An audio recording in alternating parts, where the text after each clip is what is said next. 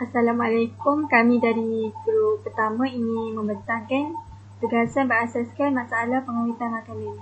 Tajuk yang kita orang pilih ialah tentang pembungkusan vacuum. Nama saya Nurul Atiyah binti Zanzuri, nombor kad matrik 15DTK19F1042. Dan nama ahli grup kami ialah Muhammad Ikramullah bin Ishaq. Yang kedua Fatin Nadra binti Syamsul Baharin. Dan yang ketiga Nurul Nabila binti Nur Azlan. Okay. Untuk isi kandungan, kami ada beberapa slide dan semuanya akan diterangkan oleh ahli kelas saya mengikut tugasan yang telah diagihkan lah. Untuk pendahuluan, saya akan terangkan. Untuk pengawitan ialah proses yang dapat melambatkan kerosakan makanan dan menjadikan makanan lebih tahan lama. So, jadi kat sini kita boleh tengok macam-macam jenis pengawitan yang ada. Contohnya macam makanan tin, contohnya makanan dalam tin. Seperti macam kita pernah beli dekat pasar tu, macam ayam, ikan, sardin. Itu semua ialah salah satu yang disebut sebagai kaedah pengawitan makanan. So, kat situ dia boleh cegah makanan tersebut dari cepat rosak dan lebih tahan lama. Untuk kerosakan makanan, dia berlaku kerana kehadiran mikroorganisma iaitu disebabkan oleh makanan yang terdedah. Proses pengawitan ini melibatkan pencegahan pertumbuhan bakteria dan fungus. Fungus ni macam dari segi istilah dia fungus lah. Maksud kulat. Kalau dari segi istilah bahasa Inggerisnya ialah fungus. Kalau macam fungus ni, kita tahu kan, dulu kat sekolah menengah, waktu kita buat eksperimen, kita ada letak roti gardenia tu sama ada dalam plastik dan kita biarkan dia keadaan terbuka. Apa yang kita tahu, roti yang dibiarkan dalam keadaan terbuka tu lebih cepat rosak lah. Dan ulat lebih banyak membiak dekat situ. Namun ada kaedah yang ditambah bakteria atau fungus tidak bahaya ke dalam makanan selain membantukan pengoksidaan lemak yang menyebabkan makanan menjadi tengik. Contoh macam yogurt.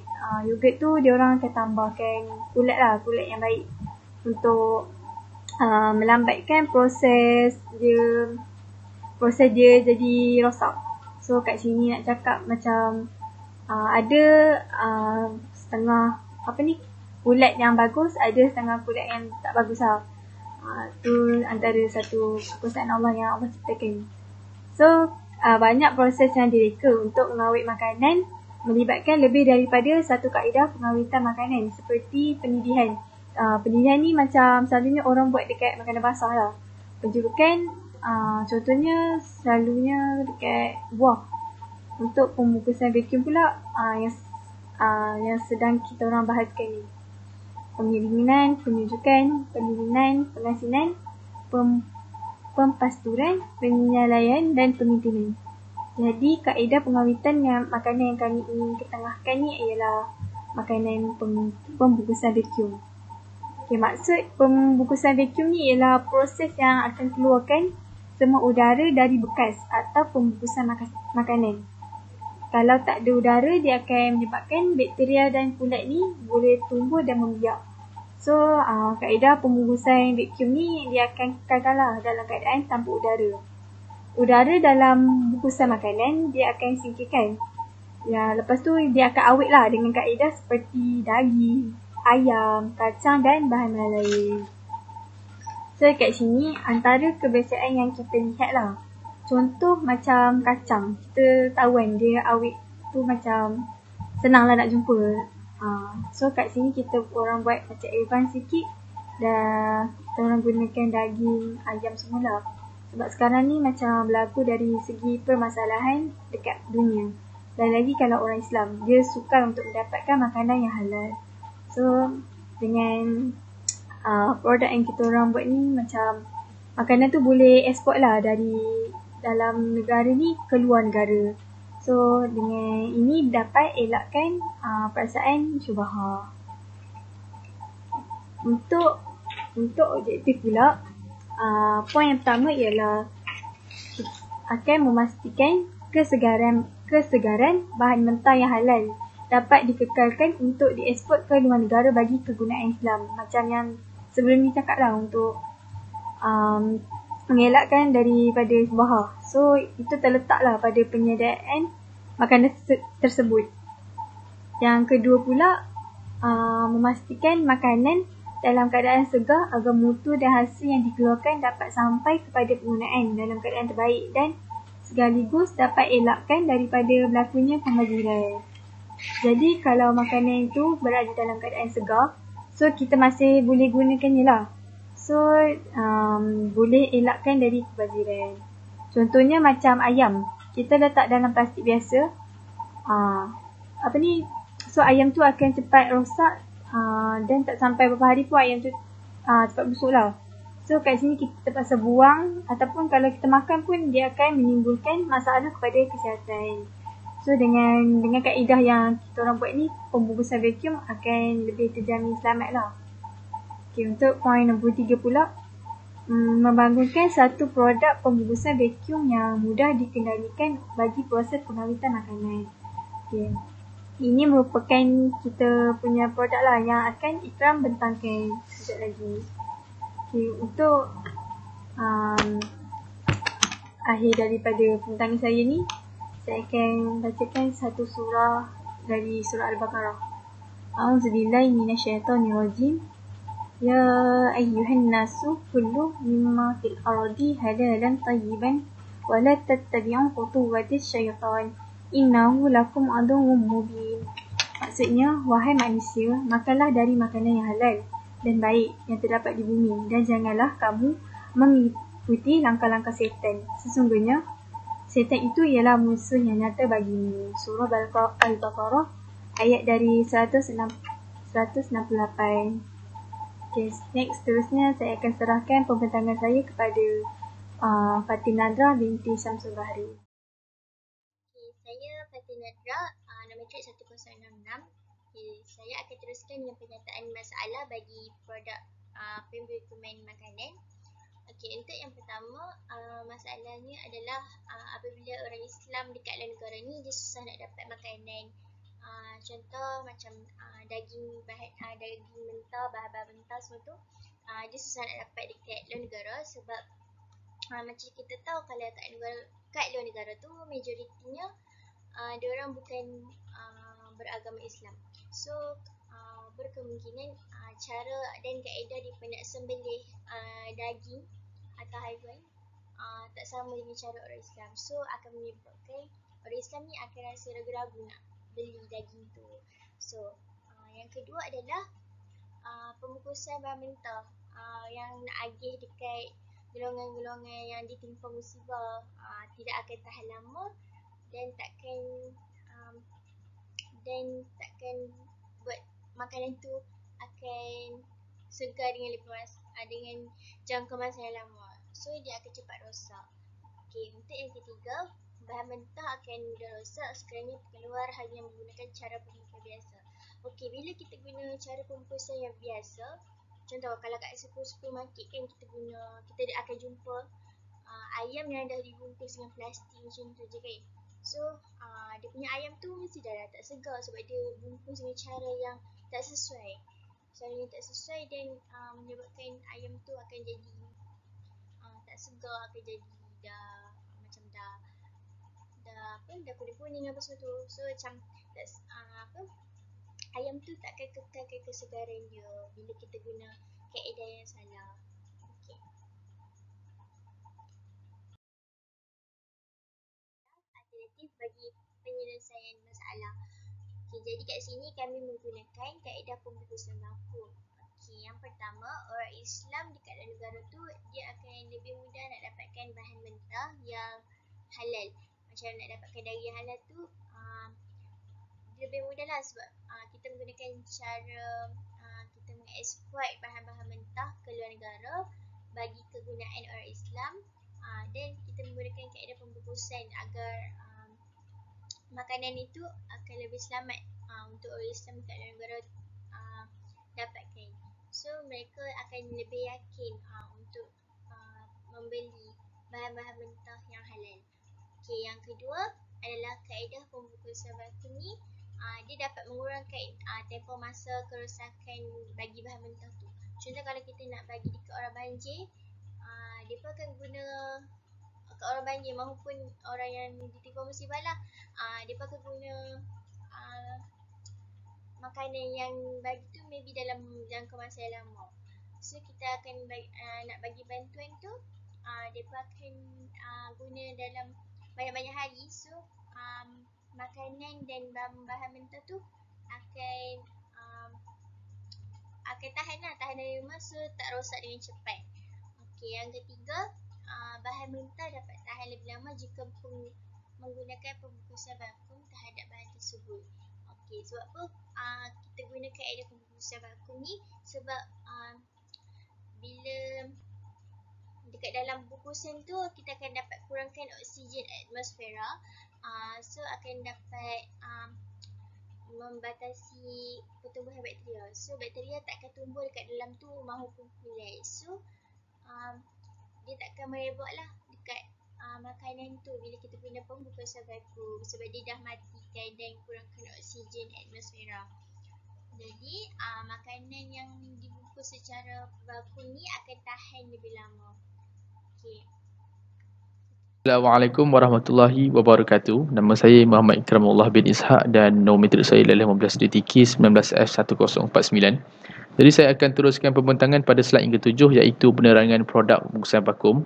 Jadi pada awalnya saya ingin beritahu yang mana kami telah menggunakan perisian ataupun software Paint 3D yang terdapat di dalam PC ataupun laptop masing-masing untuk membangunkan ataupun mereka bentuk produk bungkusan vakum inilah.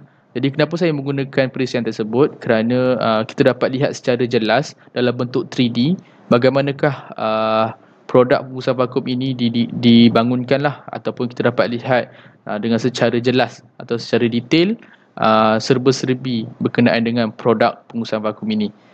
Dan saya percaya dan yakin produk ini tidak ada pada pasaran lah, kerana ianya direka bentuk oleh saya sendiri dan menggunakan idea yang saya rasa ianya boleh memperbaharui lah produk-produk yang ada di dalam pasaran sekarang.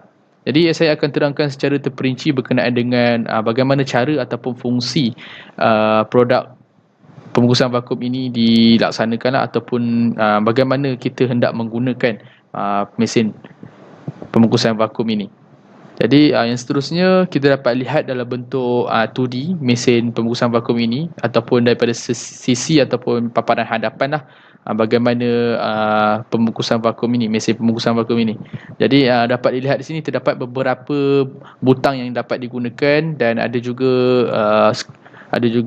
monitor screen, dan juga adanya satu meter lah, iaitu meter yang dipanggil sebagai meter pressure.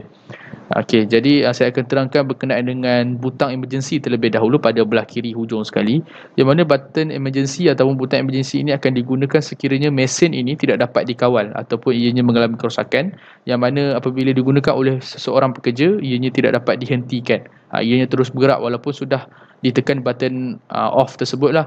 Ianya masih bergerak dan boleh membahayakan, maka button tersebut boleh ditekan oleh pekerja tersebut untuk memberhentikan mesin ini.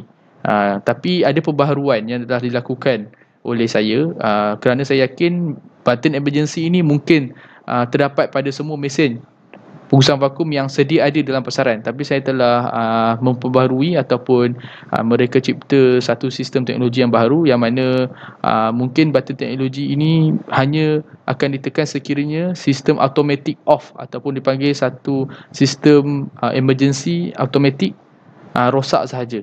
Mana mesin ini saya telah perbaharui daripada segi sistem emergency-nya lah, yang mana ianya terdapat juga satu sistem automatic emergency lah. Sekiranya mesin ini tidak dapat dikawal, maka ianya akan terpadam secara sendirinya. Tetapi sekiranya sistem tersebut rosak, maka pekerja yang menggunakan mesin ini boleh menekan button tersebut lah, button emergency, bagi memberhentikan mesin ini daripada berlakunya kecelakaan lah terhadap pekerja tersebut.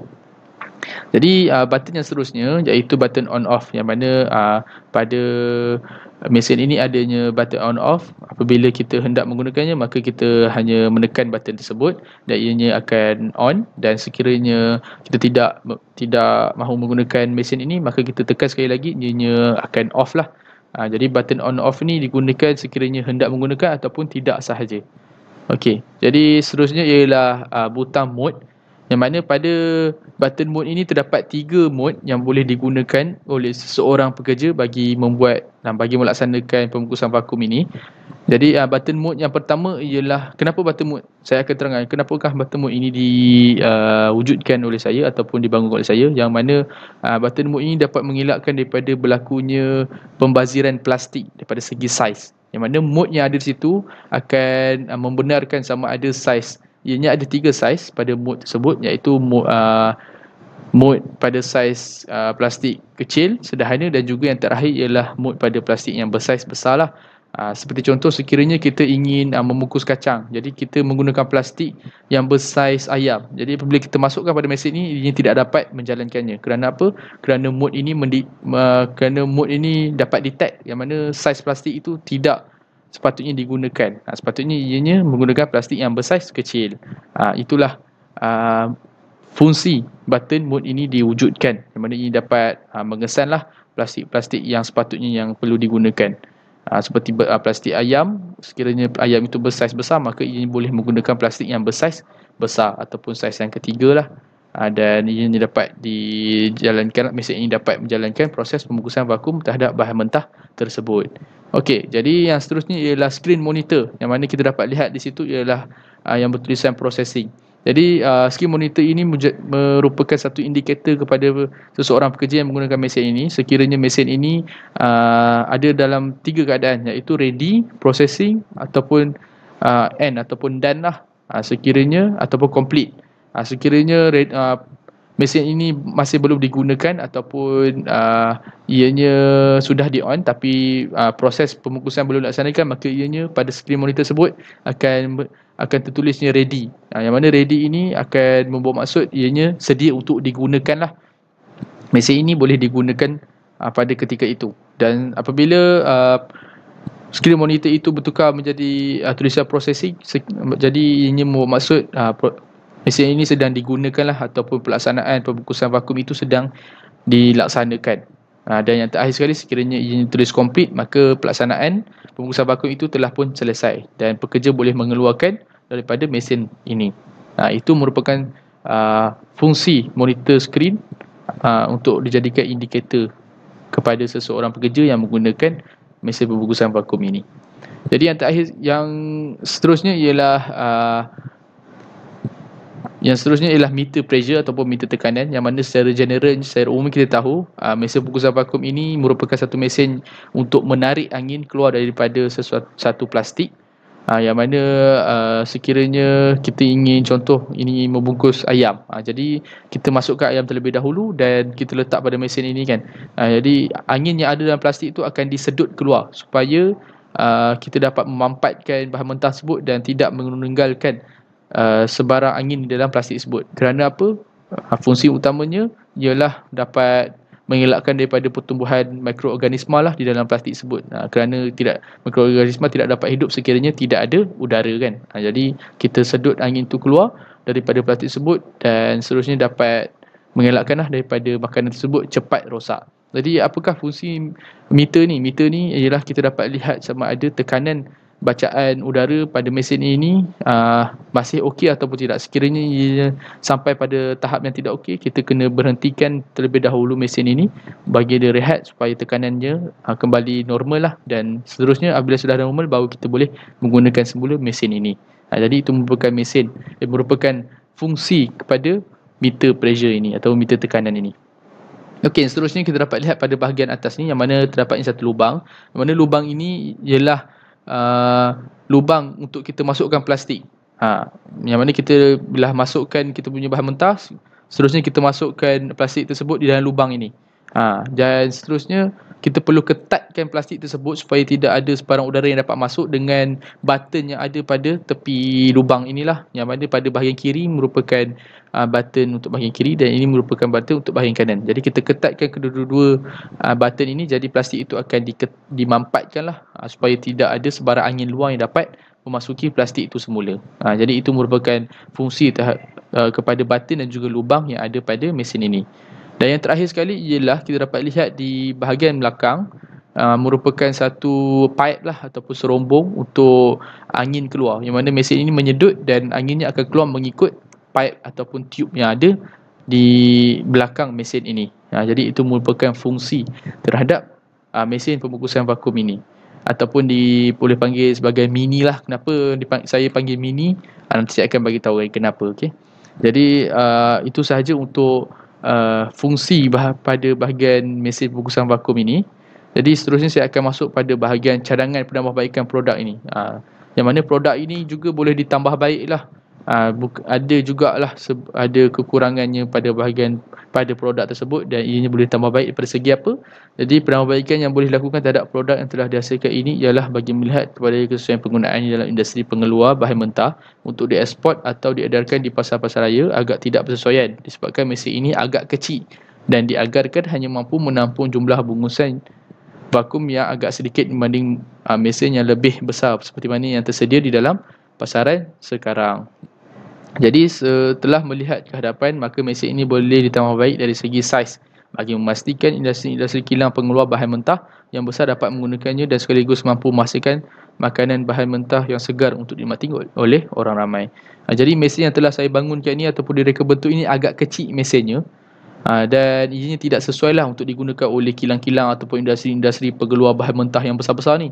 Kerana kalau kilang ataupun industri yang besar-besar ni mungkin dia memerlukan mesin yang besar lah untuk mengeluarkan kuantiti yang banyak pada sesuatu masa kan. Jadi mesin ni agak kecil, jadi ini tidak sesuai. Jadi penambahbaikan yang boleh dilakukan yang pertama sekali ialah daripada segi saiznya. Mungkin kalau dapat besarkan saiz produk ini, mungkin dapat digunakan oleh kilang-kilang ataupun industri-industri pengeluar bahan mentah, terutama yang mengeksport kita punya bahan-bahan mentah yang halal daripada kita punya negara ke luar negara, bagi memastikan orang Muslim yang ada di luar negara dapat menikmati makanan yang halal. Kerana apa? Kerana dalam Quran ada sebut kan, dalam Quran ada sebut, carilah makanan yang halal di atas muka bumi kan. Makanlah makanan yang halal. Tuhan perintahkan supaya kita menikmati makanan yang halal. Daripada segi apa halal? Daripada segi penyelembihannya dan sebagainya. Jadi yang seterusnya ialah apakah penambahbaikan yang dapat dilakukan. Tetapi di sebalik kekurangan ini terdapat juga kelebihan yang telah dikaji, iaitu mesin ini mampu digunakan oleh peruncit-peruncit kecil disebabkan harganya yang agak murah serta mampu milik, bagi memastikan bahan mentah yang diedarkan oleh mereka sentiasa bermutu dan masih segar apabila dibeli oleh pelanggan. Walaupun ada kekurangannya daripada segi produk yang telah direka bentuk, tetapi ada juga kelebihan daripada segi peruncit-peruncit kecil, yang mana peruncit-peruncit kecil yang baru berjinak untuk menggunakan mesin bungkusan vakum untuk produk mereka ni, terutamanya yang mengeluarkan bahan mentah ni, di mana kita dapat lihat pada musim Covid sekarang kan, barang mentah pun ada orang hantar kat rumah. Jadi peruncit-peruncit kecil ini dapat menggunakanlah mesinnya atau membelinya kerana ianya harga yang mampu milik, yang mampu digunakanlah oleh peruncit-peruncit kecil ni, terutamanya yang mengedarkan bahan mentah ini. Supaya apa? Supaya bahan mentah yang diedarkan oleh mereka ni sentiasa bermutu ataupun masih segar. Tak adalah ayam tu bila dihantar depan rumah dah tak sampai 2 jam dah busuk dan sebagainya kan. Ianya boleh tahan lama. Jadi ianya mempunyai juga kelebihan daripada segi peruncit-peruncit kecil yang baru untuk menggunakan ataupun baru nak berjinak-jinak menggunakan kaedah pembungkusan vakum ini bagi mengelakkan bahan mentah mereka cepat rosak. Namun tidak dinafikan terdapat banyak mesin pembungkusan vakum yang jauh lebih canggih, tetapi dengan usaha yang diberikan, maka satu prototipe mini mesin pembungkusan vakum bagi proses pengawitan makanan dapat dihasilkan, dan inovasi produk ini dapat dijadikan rujukan bagi memastikan teknologi makanan ini terus berkembang maju dan secara tidak langsung memastikan sumber bahan mentah yang dimakan oleh manusia sentiasa dijaga dari segi kebersihannya. Kerana apa? Kerana hati yang bersih ditempa oleh makanan yang bersih.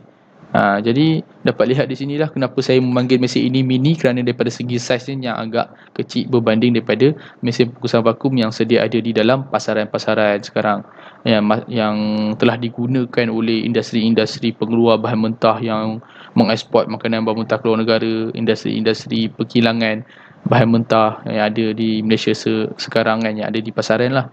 Jadi saya harapkan daripada segi idea yang telah diberikan untuk penghasilan produk ini dapat menjadikan satu rujukan lah kepada industri-industri di luar sana untuk memastikan makanan yang dihasilkan atau bahan mentah yang dihasilkan sentiasa terjamin daripada segi mutu dan juga kesegarannya, dan yang paling penting ialah halalnya makanan tersebut atau bahan mentah tersebut. Kerana apa? Kerana ayat yang terakhir saya ada cakapkan tadi, hati yang bersih ditempa oleh makanan yang bersih. Jadi itu saja untuk penerangan pada bahagian produk ataupun reka bentuk produk pembungkusan vakum ini. Sekian, terima kasih. Assalamualaikum warahmatullahi wabarakatuh. Jadi saya akan tunjukkan satu prototype mesin pembungkusan vakum yang telah pun direka bentuk sendiri oleh saya. Jadi di sini kita dapat lihat yang mana ini merupakan sebuah mesin pembungkusan vakum yang telah pun direka bentuk sendiri oleh saya. Dan ia merupakan satu prototype sahaja yang mana kita boleh dapat lihat dengan jelaslah bagaimana keadaan mesin pembungkusan vakum itu nanti. Tapi secara jelasnya ataupun secara detailnya, mesin ini dapat dilihat seperti mana yang telah pun saya terangkan menggunakan software 3D Paint lah, yang mana di sini terdapatnya beberapa butang yang boleh digunakan oleh seorang pengguna ataupun seorang pekerja untuk melaksanakan proses pembungkusan vakum. Jadi di sini dapat dilihat adanya butang emergency, butang on off, butang mode dan juga 1 meter pressure ataupun tekanan udara. Jadi semua butang ini saya telah pun terangkan di dalam slide yang ke-7 ataupun slide yang ke-8 di dalam pembentangan saya. Jadi itu saja, sekian daripada saya. Sekian, terima kasih. Bismillahirrahmanirrahim. Assalamualaikum, saya Nur Nabila binti Nur Azlan, nombor metrik 15 PTK 19F1067. Okay, saya akan meneruskan pembentangan ini daripada slide nombor 10 sampai akhir. Okay, so pelaksanaan inovasi produk.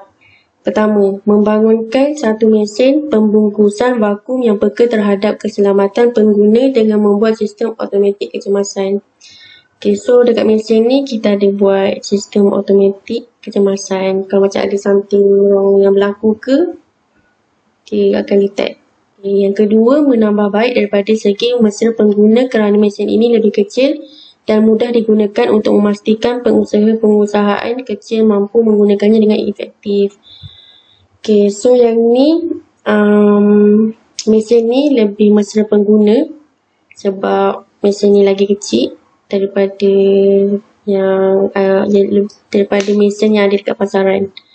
Okay, so yang ketiga, tempoh masa penggunaan yang jauh lebih lama daripada mesin pembungkusan vakum yang bersaiz kecil yang sedia ada di pasaran. Okay, so mesin ni kita boleh guna lagi lama untuk kita buat pembungkusan vakum ni lah, untuk kita awet apa semua. Okay, so next. Penutup. Kesimpulannya, kaedah ini bertujuan untuk mengurangkan syubhat terhadap makanan halal yang berada di luar negara kerana untuk menjaminkan kebersihan bagi kegunaan orang Islam.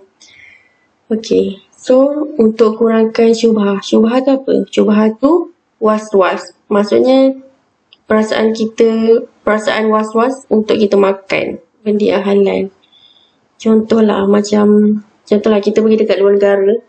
Kat luar negara tu macam kat Korea ke, kat Jepun ke, macam Amerika Syarikat, dan kita kan susah nak cari makanan yang halal sebab diorang majoriti bukan Islam dan Islam bukan Muslim.